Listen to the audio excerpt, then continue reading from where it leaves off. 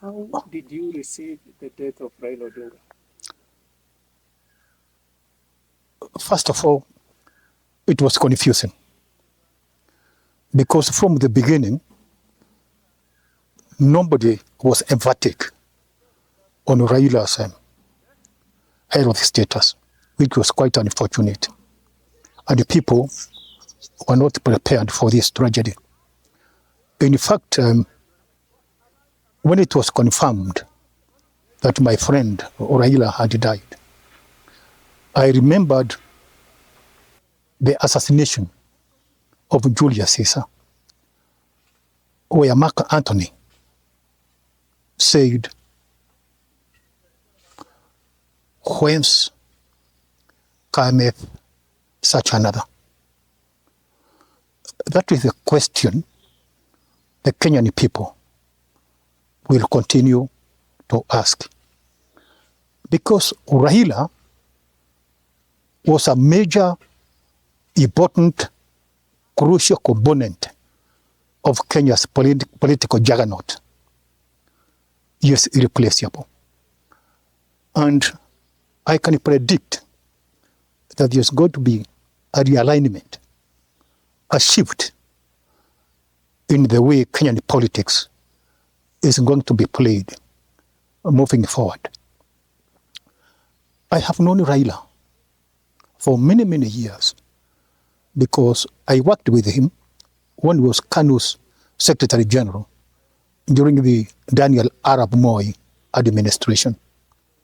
He is a tough guy, indefatigable in whatever he sets out to do. I feel cheated because I was not prepared for this national blow. It is going to touch negatively many people. When I worked with him, people see him as a very, very tough person, which is correct. But at the same time, he is a gentleman. He is very kind. And I had a premonition because I remember asking one of Raila's friends to give me his number. And I got his number, that is about 1 month ago. I tried to call him 3 times. I don't know why. I do not know what I wanted to tell him, but I wanted to hear his voice. And even book an appointment to go and say hi to him. Because Raila has come to visit me here about 3 times. He has been here. He has come to my facility here to come and meet people, some cultural leaders, led by a man called Ngata here. And whenever he comes here, we joke and we talk. I remember him telling me, "Lee, I want us to go to Embu and greet our people." So I'm grieving. So what I would like to say is that fare thee well, my friend Raila. We have known each other for too long for me to forget you. Just go well. I hope that I'll be able to attend the funeral. Inshallah. Fare thee well, my friend Raila. What is the most memorable engagement at personal level that you have of Raila? There is nothing quite notable because I remember one time there was a national day for American independence at the residence of American ambassador in Modaiga. So I remember him patting me, calling me, "Lee, you are a loyal person. You are a loyal person," 3 times. And then, he had this kind of a cheeky smile. "Oh, Lee, you are loyal. You are loyal." I remember that one very well. But otherwise, other meetings were just run-of-the-mill engagements. Nothing special. Yes, because we used to work together. When he was in, can we come to my office, we chat. Sometimes we would like to, whenever he wanted something announced, he would call me He would telephone me in my office and tell me, Raila is coming to see you. What you want announced, go ahead and announce it. For example, the death of a prominent person in Nyanza. Raila would want Moi to send this message. And Moi would tell Raila, go and see Njiru. And Moi would prepare me and fast. So Raila would come to my office, we would sit and chat and take tea. Well, he was a nice man. But you see, politics is politics. Because politics is rough, you have also to be rough in order to succeed. But as a human being, he was a gentleman. You interacted with Raila and Moi. What is one thing that perhaps Moi told you about Raila? Yes, when Raila was giving Moi a headache, I remember one security officer, very, very senior. I do not want to over-describe the situation because could be that person may not want to be known. He told Moi,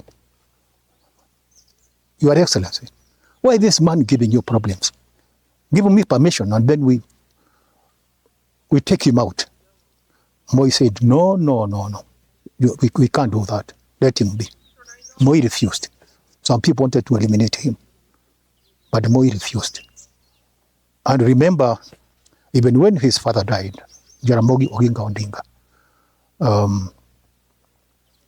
Moi told me, I have no problem politically. No, I don't have any personal problem with the Odinga family. Because this is politics. Politics is transient. So I will fund the burial. And Raila came to State House in Nakuru and he carried a huge briefcase. And the both of them, Raila and Moi, they were just smiling. Yeah? And you see, Moi went to the funeral. In Kanjaramogi. So what is one thing that Kenyans really don't know about Raila, but from your interaction, you picked up as one of the most notable things about the fallen hero? Just what I have told you. He's a gentleman. He's a gentleman. You know, he was always talking about improving Kenya. Improving Kenya. And taking it to the first world. But one day, when he came here, I challenged him. I said, Bwana Raila, when you continue saying that Kenya at independence, we are on the same economic footing with Malaysia, with Singapore, with Korea, who are we waiting for? Why are we crying? What are we supposed to do? He said, if we're given a chance, I'll take Kenya to the second level. And you remember,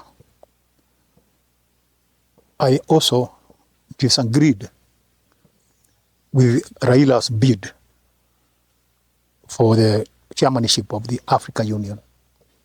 Because I said, there's nothing called African Union.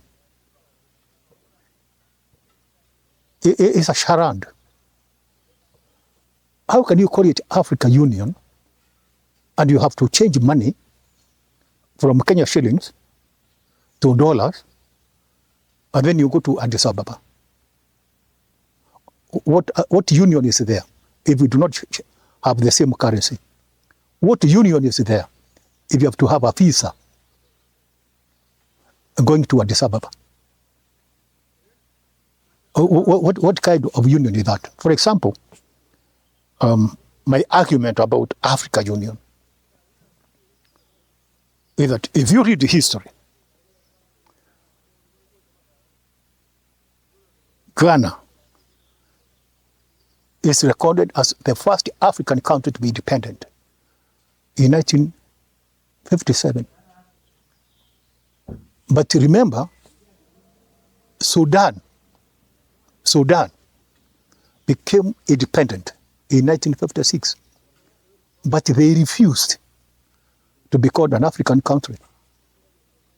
Egypt became independent in 1922, but it refused to be referred to as an African country.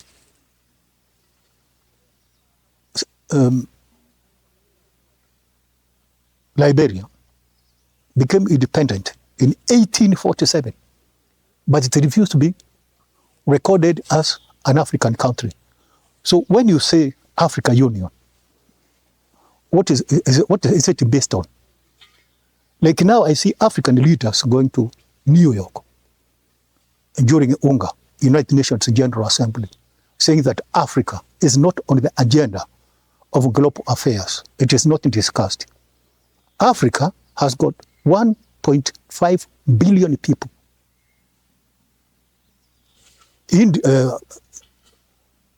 India, almost the same population. India is not crying. China is not crying. It's 1.4 billion people. Africa, 1.5. I have told these people, the leaders, the problem is not with the Western countries. The problem is with Africa. When you go to New York, crying and sulking, remember that you are like a chicken going to ask tigers and hyenas, why are you eating us? You are the food for the Western people. So it is for you to organize yourselves and fight, because it is biologically suicidal for a person to have mercy on food. You'll be malnourished. You can even starve to death. Africa is the food for the West. So don't go there expecting that the West will have mercy on you. You are the food. That is why I disagreed with Raila and the African leaders. Yes, don't go and cry to the West. Organize yourselves. Like now, I was in Arusha the other day. I have to change money at the border. Then why do you call it Africa Union? If you go to Sierra Leone, you have got the Leone. You go to Ghana, you have got the Sendi. You go to South Africa, you got the Rand. You go to Malawi, the Kwacha. You go to Botswana, there's a Pula. So if we are fragmented, then why do you want the West to do? You continue to be eaten until you wake up. You know, sometimes, my brother Mureithi, I get tired of people referring to Africa as a sleeping giant. Why are you sleeping? When will you wake up? So we are tired. Somebody must tell Kenyan leaders that we are tired of people talking about Sierra Leone, Singapore, Malaysia. Who has told you not to go there? Go to that level. But Lee Njiru, there is this statement that is always said that Raila was the best president that Kenya never had. What would be your take on that?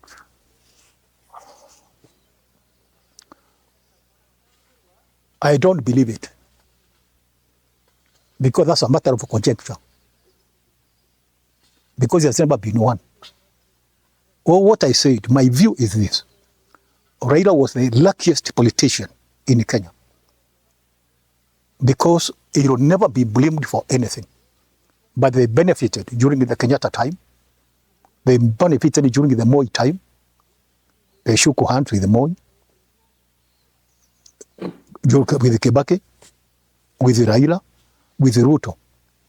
He has been in all the governments, or the family has been in all the governments, but they have never led. So they are lucky in that they benefited, and they will never be blamed for anything. If people say that Raila was the best president that Kenya never had, that's a matter of conjecture, because we do not know what would have become of him if he became the president? That's just a presumption.